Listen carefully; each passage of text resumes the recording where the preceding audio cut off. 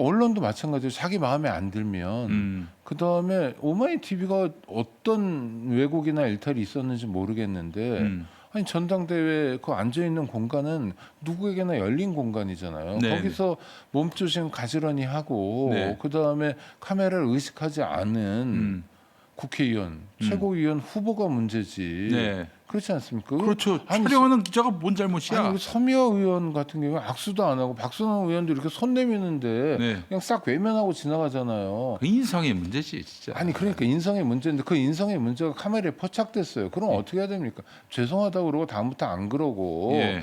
좀 뭐 본성은 껄렁껄렁 하더라도 아닌 척이라도 해야 되죠. 연기라도 해야 되잖아요. 근데 뭘 했습니까? 예. 카메라를 막는 짓을 했어요. 이게 누가 한 일이냐면 전설의 과방위원장이 한 겁니다. 그럼 전설의 과방위원장이 추진한 언론개혁은 뭐였지? 또 다른 파시즘 아닌가?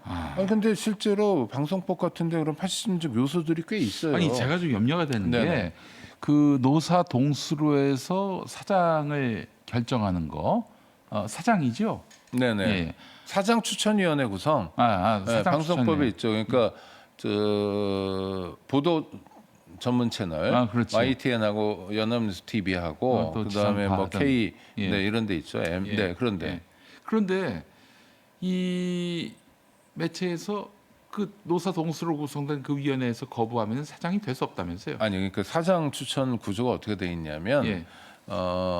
사장 추천위원회를 거쳐야 돼요. 이거는 예. 뭐 바람직한 모델이에요. 예. 대법관도 대법관 추천위원회를 거칩니다. 예. 실제로 대법원장이 지명하지만. 예. 근데 사장 추천위원회 구성을 어떻게 하냐면 예. 방송법에 보면 네. 이 최민희 방송법이죠. 최민희가 만든 법이. 김현, 노정면, 최민희가 만든 법에 노사 합의를 하라고 그래요. 합의도 아니고 합의. 예. 그럼 합의가 안 되면 사장 추천위원회 구성 못해요. 이게 지금 YTN 모델입니다. 지금 그 예, 상황입니까? 예. 합의를 해야 되는데 노조가 오케이 안 하면 못 하는 거예요. 노조는 이제 회사가 오케이 안 한다고 그러는데 그럼 사장 추천위원회가 구성이 안 구성되지 되면 않으면 사장을 못 뽑는 거예요. 그거는 경영권 침해 아닌가? 이거 아니 저는 뭐 그거에 동의한다는 게 아. 아니라 경영권 침해라고 보는 게 아니라 만약 그게 헌법재판소가 가지고 그 위원 이 나오죠. 법은 네. 헌법에 그 합치되지 않는다라고 누가 주장해 가지고 걸면 그거 될 것 같은데. 아니 그러니까요. 그러니까 지금 그러니까 헌법 불합치라고 판단 나올 것 당연히요. 같은데. 그래서 YTN 회사에서는 뭐라고 했냐면 네. 사장 추천위원회를 노사 동수로 하자고 제안했어요. 똑같은 숫자로 하자. 네, 네. 그래도 노조가 안 받고 있어요. 왜냐하면 저 사측은 노측에 만약 3대 3으로 하면 노측은 자기네들이 다 하면 되니까. 근데 사측은 제2노조, 제3노조라고 해서 뭐 위원을 주지 않아요. 근데 사측은 제2주주, 제3주주에게 위원제를 주라는 거예요. 그럼 자기도 줘야지. 그러니까 무슨 얘기인지 지금 구독자들이 이해하실지 모르겠는데, 자 회사가 사추위 구성, 사장 추천위원회 구성을 노사 동수로 하자는 데까지 합의했는데, 회사는 회사가 알아서 하는 거 아닙니까, 그렇죠? 네네. 그게 아니라 1주주가 1명, 2주주가 1명, 3주주가 1명 이렇게 나오라는 거예요. 아주 노조가 그렇게 주장하고 있습니까? 예. 그런데 1주주의 주식 양이 예. 2주주, 3주주, 2대주주, 3대주주 양보다 많아요, 지분이. 어. 그러니까 이게 말이 안 되는 거예요. 그것 때문에 지금 아니 그러면 사측의 그 사추위원을 지금 노조가 결정하려고 하는 그렇죠. 거잖아요. 그러니까 말이 안 되잖아요. 그리고 그렇게라도 합의를 하지 않으면 사장 추천위원회를 구성 못 해요. 그래서 YTN 이사회, 제가 이사니까 이사회에서 어떤 제안을 했냐면 방미통위에 그럼 방미통위에서 좀 모범 답안을 달라. 행정 지도를 해달라. 지침을 달라. 우리가 따라가겠다 한번. 근데 방미통이 답을 안 하고 있어요. 못 하고 있는 거죠. 아니 그래서 회사가 정상화 안 되고 있거든요. 그러니까 이런 것들이 그래놓고는 이런 회사한테 노조는 회사에게 책임을 다 떠넘기고 있는 상황이고. 그렇죠. 방미통위에서 뭐 저 대주주 지위를 취소하라고 법원 판결도 아직 안 나왔는데 확정되지 않았는데 뭐 그런 얘기를 하는데 하여튼 이런 게 이제 노사 합의라는 게 얼핏 보면 근사하지만 합의가 안 될 때를 상정하지 않고 있기 때문에 노사 합의만 안 되면 YTN은 문 닫을 때까지 사장을 만들어내지 못하는 거거든요. 전설의 과방위원장이 정말 전설적인 그런 성과를 내셨네. 그렇죠. 그러니까 네. 얼핏 보면 그렇지만 실무에 적용해 보면 말도 안 되는 것들이 그 최민희 작품이 많죠. 이거 아니 그러니까 그 언론 개혁이 뭡니까? 언론 종사자들은 굉장히 자유롭게 하고 편집권 같은 거 독립받고 그렇죠? 그리고 그 언론을 통해서 뭐 권력 감시도 하고 시장 권력에 대한 감시도 하고 그래서 국민이 제4부라고 이야기하는 언론 덕 좀 한번 보자. 네. 우리가 일일이 들여다볼 수 없는 감시 활동을 좀 하고 뭐 이런 게 이제 언론 개혁의 핵심이잖아요. 네. 이러기 위한 안전 장치를 어떻게 만들 거냐를 자랑하는 이면에는 방송법의 사장 추천위원회 구성은 노사 합의로 한다라는 독소 조항이 있다는 거죠. 그러니까 그런 걸 정말 이분들 요새 스타일 보면 꼼꼼히 봤을까? 이것의 아유. 문제점을 인식했을까? 하는 의문이 들어요. 그때 굉장히 열심히 한 뭡니까 과방위의 핵심 의원들 있잖아요. 여당 핵심 의원들의 네. 면면을 보면 아니 사추위를 보면 그러면 노사 동수인데 노조는 자기들이 다 하고 이 사측 위원들을 노조가 이 사람으로 해라 뭐 이런 식으로 지금 나오는 건데 그런 시간에 그게 노조의 입장이에요. 아니, 그러면 거기서 못 노조가 나가고 있어요. 압도적 다수지 특별 다수지. 아니, 그렇죠. 그러면 예를 아니, 들어서 동수가 뭐, 아니잖아요 그러면은. 그러니까 아니 회사가 노사가 응. 위원회 구성을 하는데 동수를 구성하겠다는 것도 네. 약간 신기한 거예요. 예. 보통 그렇게 잘 안 하잖아요. 그렇지. 그런데 노사 동수로 노조의 견해를 존중하고 경청하고 뭐 경영에 감안하겠다. 네, 뭐 그 정도였었는데 예, 예. 뭐 동수까지 됐단 말이에요. 네. 근데 동수를 넘어서서 자기들이 다수가 되겠다라고 하면은 이건 좀 과도하지. 그렇죠. 이거는. 그래서 아니 방미통위에서 네. 조금 안내를 해달라라고 근데 방미통위도 회사가 지금- 이야기하고 있는 중이에요. 어쨌든 전설의 과방위원장 네. 그 친청 최민희 참 여러모로 참 이분들은 이런 속담이 생각이 납니다. 선무당이 사람 잡는다. 예. 정말 좀 두려운 상태예요. 정청래 후보 얘기를 더 하면 막 네. 성공후사 이런 얘기 하잖아요. 네. 정청래 후보가 성공후사했던 사례가 있을까? 그 중에 하나 이런 게 있어요. 학생운동 했어요. 고생했어요. 그리고 나서 뭐 했는지 아시죠? 저 학원 학원이 그냥 학원이 아닌 거 아시죠? 그 영어학원이었던 걸로 알고 있는데. 그러니까 이게 진짜 우리 김용민 이사장님도 잘 모르시니 큰일인데 네. 비상교육 지금의 비상에듀 창업자입니다. 그래요. 네, 비상에듀가 어느 정도 규모 회사냐면 예. 방송 준비하려고 보니까 2025년 한 해 매출이 2,687억 원이에요. 다시 얘기할까요? 어이구야. 2025년 한 해 매출이 2,687억 원이에요. 근데 여기서 이제 단기 영업이익을 한 206억 정도 잡는데 네. 영업이익이 뭐 건물 사고 월급 주고 뭐 보너스 주고 성과급 주고 이런 거 다 돈 쓰고 남은 거잖아요. 네네네. 어떻게 하더라도 안 남길 수 없었던 돈이 200억이 넘어요. 네. 이거의 공동 창업자였어요. 정청래 후보가. 예. 그러면 손을 끊었냐? 아니죠. 뭐 지분을 갖고 있겠죠. 네. 저는 이게 투명하게 밝혀져야 된다고 생각하고 물론 정치인도 뭐 사업에 관여할 수 있죠. 네. 이를테면 국회의원 하다가 쉴 때 있잖아요. 정청래 후보가 국회의원 하다가 쉰 게 2번이었어요. 네. 한 번은 언제냐면 2008년에 네. 이명박 정권 초기에 집권하자마자 총선을 한 적이 있었어요. 그렇죠. 2008년. 네, 그때 이제 민주당 계열의 국회의원들이 박살날 때였는데 왜냐하면 그전 직전에 대선 때 이명박 정동영 구도로 박살이 한 번 났고 네. 그렇죠? 네. 그때 한 번 쉴 때 뭐 했냐면 비상에듀 사회 이사를 했어요. 돈을 얼마 받았는지 약간 궁금하긴 하는데 하여튼 네. 그러다가 이제 다시 국회의원 됐죠. 네. 뭐 이러면서 그러니까 국회의원 쉴 때는 비상에듀의 비상교육 지금 에듀라고 바꾼 비상에듀의 사회 이사도 할 이 정도였어요. 비유와 상징에 줄여서 비상이더만요. 네. 예.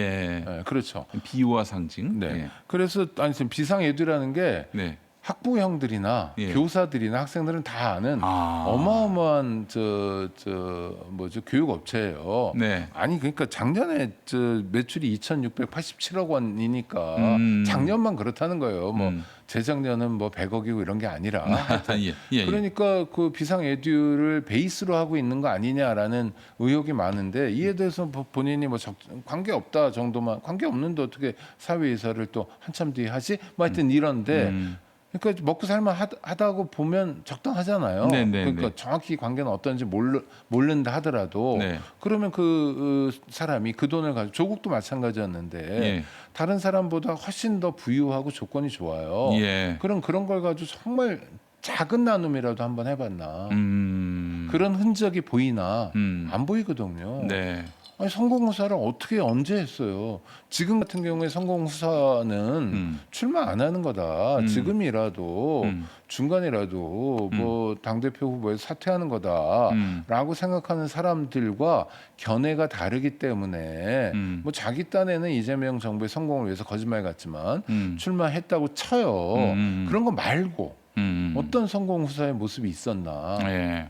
예를 들어 마포에서 좋은 지역구에서 그렇게 오랫동안 국회의원 했으면 예. 홍익표 의원이 하는 것처럼 네. 강남에 가야죠. 서초로.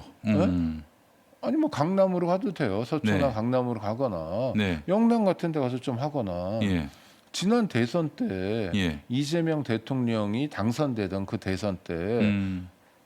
정청래 국회의원이 그때 국회 법사위원장이 네. 선거운동 주로 어디 가서 했는지 아세요?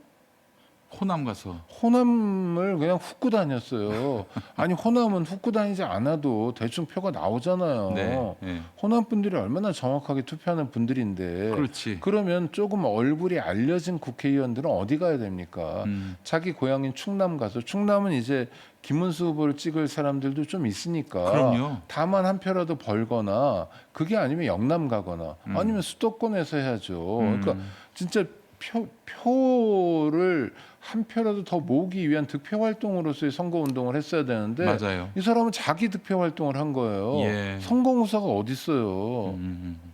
정말 그러니까 말을 거꾸로 하는 재주들은 있는 것 같아요. 네. 아니 그러니까 우리는 이렇게 봐야 됩니다. 그분은 6월 지방선거를 위해 지난번에 4월, 5월 그때도 또 호남을 돌아다녔어. 호남이 네. 표가 가장 많으니까 1인 1표제를 도입함으로써 결국 호남에게 기대야 하는 당권 선거를 한다면 말이죠. 아니 근데 전국 선거 특히 우리를 지지하지 않는 국민들을 상대로도 설득해서 우리에게 표를 주게 만들어야 되는데 그러려면은 당연히 그 호남 밖의 지역을 많이 돌아다녀야 되는데 그때 지방선거 국면에서도 호남을 주로 다녔어요. 정청래 후보가. 보세요. 결국 그거는 6월 지방선거가 아니라 8월 전당대회를 위해서 지방선거 기간에 뛰었다고 봐야 하는 것이 맞습니다. 그럼요. 아니 그 준비를 진작부터 자기 선거 운동만 준비한 사람에게 선공후사가 어딨냐는 거고 네. 그다음에 자기가 당선되면 대통령 국정수행 지지도가 뭐 5% 10% 오른다. 10%란 말도 또 자주 하던데 네. 저는 전당대회 끝나자마자 이재명 대통령의 국정수행 지지도는 오른다고 봅니다. 왜냐하면 네. 이재명 대통령 지지도의 발목을 잡고 있는 요소가 뭐 주식, 부동산 그리고 민주당 사태거든요. 맞아요. 그건 정확히는 정청래 사태라고 불러야 돼요. 왠지 몇 가지만 말씀드릴게요. 네네네. 이를테면 선거 결과, 지방선거 결과에 대한 그 해석이 완전히 달랐잖아요. 대통령하고 정청래 당대표가. 글쎄 말이에요. 근데 그것에 대해서 뭐라고 그러냐면 당정청 협의를 통해서 조율이라고 또 합니다. 조율. 거기 앞에 그때 사실상이란 말을 붙여요. 사실상 이렇게 해가지고 했다는 거예요. 그러니까 갑자기 뭐냐면 대통령은 멱살을 딱 잡고 끌어들이는 거예요. 그렇죠? 늘 하던 수법이에요. 저 조국 혁신당과의 합당 제안 때도 뭐 논란이 되니까 청와대 했듯이 그러하다 뭐 이런 식으로 또 얘기했어요. 아니 그러니까요. 그래서 그럼 어떻게 되냐면 대통령하고 자기하고 네. 지방선거 평가에 대해서 합의했는데 자기는 합의를 지켜서 그 얘기를 했는데 대통령이 이틀 후에 그 합의와 달리 엉뚱한 소리를 해가지고 자기를 곤혹스럽게 만들어 버렸다가 되는 거예요. 그렇지. 그러다가 어제 토론에서 또 딴소리 하잖아요. 네. 네? 당 정청이 아니라 네. 당청이었다.